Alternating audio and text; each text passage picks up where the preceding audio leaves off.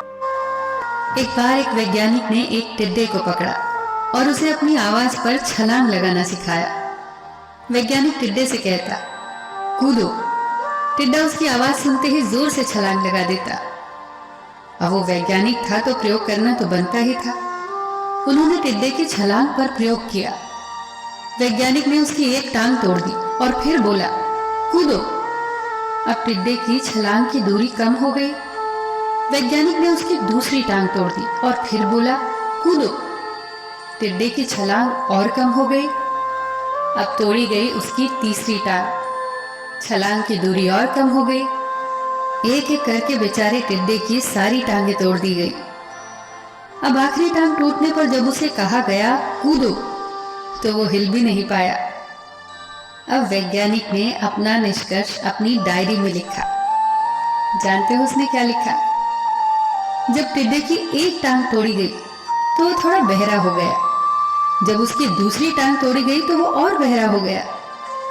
हर टांग टूटने के साथ वो और बहरा होता गया और सारी टांग टूटने के बाद वो बिल्कुल बहरा हो गया।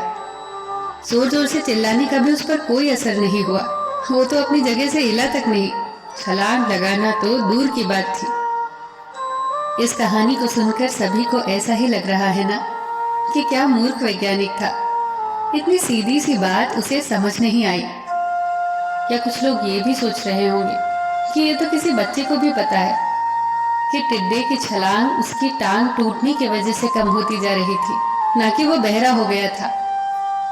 पर दोस्तों, हम सभी जीवन में कई बार ऐसे ही मूर्ख बन जाते हैं। कई बार जीवन में दो घटनाएं एक साथ ऐसे घटती हैं कि उनका एक दूसरे से कोई संबंध होता ही नहीं, फिर भी ऐसा लगता है कि गहरा संबंध है।